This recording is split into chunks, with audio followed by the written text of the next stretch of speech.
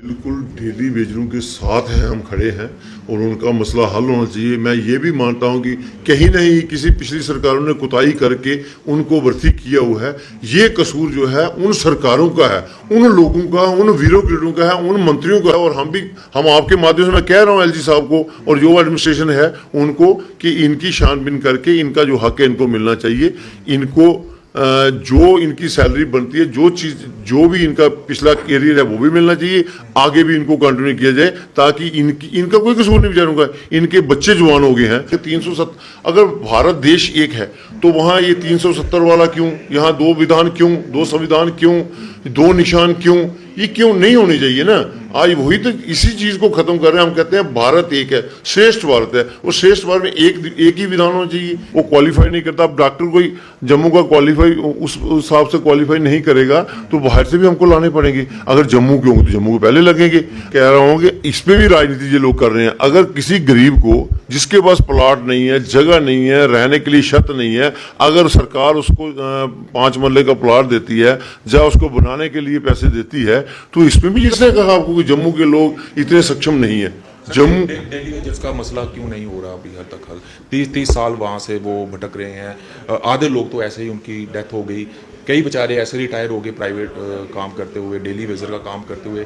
उनकी बात क्यों नहीं सुन रही अभी तक सरकार? बिल्कुल डेली वेजरों के साथ हैं, हम खड़े हैं और उनका मसला हल होना चाहिए। मैं ये भी मानता हूं कि कहीं ना कहीं किसी पिछली सरकारों ने कुताही करके उनको भर्ती किया हुआ है।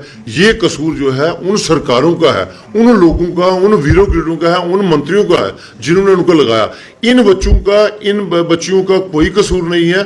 इनको इनका हक मिलना चाहिए। उसके लिए हम भी शान उनके बाद खड़े हैं।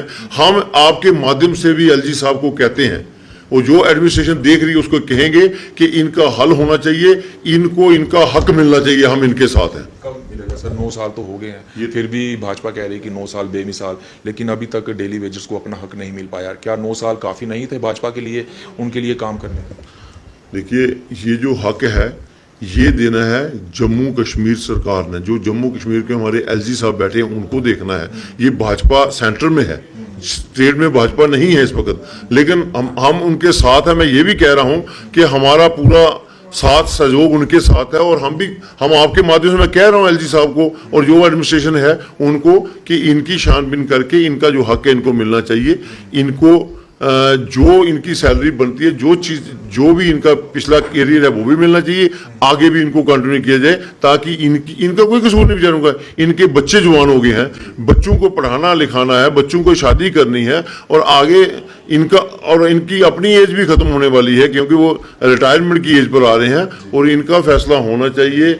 इनको सरकार को, एलजी साहब को इनकी तरफ ध्यान देकर इन लोगों का फैसला करना चाहिए, इनका हल निकालना चाहिए और जो इनका हक बनता है इनको देना चाहिए। सर आखिरी सवाल मेरा रहेगा, अब 5 मरले की जगह प्लॉट जो है वो लोगों को दिए जा रहे हैं, गरीब लोगों को दिए जा रहे हैं, क्या उसमें जम्मू की जनता उसमें उसका हक रहेगा या फिर बाहर के जो लोग हैं उनको यहाँ पर जगह जो है अलॉट की जाएगी?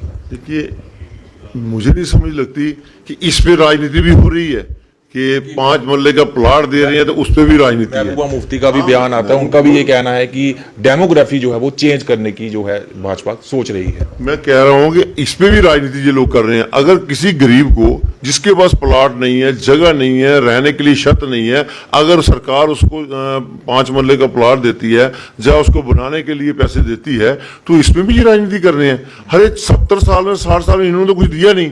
आज भाजपा सरकार या भारतीय जनता पार्टी की सरकार सेंटर में बैठी है, उनकी तरफ से अगर ये ऐलान हुआ है, हमारे एलजी साहब अगर ये देना चाहते हैं तो इन लोगों को एतराज होना चाहिए कि इनको वेलकम करना चाहिए कि वो लोग जो बेचारे किराए पर रहते हैं, जो बेचारे दरबदर हो रहे हैं, जिनके साथ भी छत नहीं है, ऐसे लोगों को अगर मकान मिलेगा तो मुझे लगता है ये तो खुशी की बात है। उसमें ऐसा नहीं है कि जम्मू के लोगों को नहीं मिलेगा। जम्मू में जो लोग रहते हैं उनको भी मिलेगा, कश्मीर में जो लोग रहते हैं उनको भी मिलेगा, बशर्ते कि उसके अपने नाम जमीन नहीं होनी चाहिए।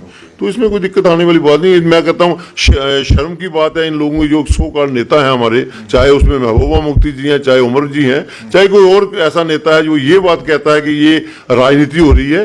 भाई राजनीति हो रही है, राजनीति तब होती है जब कोई अधिकारी अपने ही रिश्तेदारों को प्लॉट बांटेगा। जब वो ओपन है, ऑनलाइन हो रहा है, सारा सर्वे हुआ है, सब कुछ हुआ है और लोगों ने अप्लाई भी किया है और उसमें पटवारी, तहसीलदार, डीसी जो है वो वेरीफाई करते हैं इन चीज़ों को, उसके बाद अलॉटमेंट होती है। हाँ, कोई अगर गलत केस आता है, किसी के पास ऑलरेडी 10 कनाल जमीन है तो उसको प्लाट देना वो गलत है।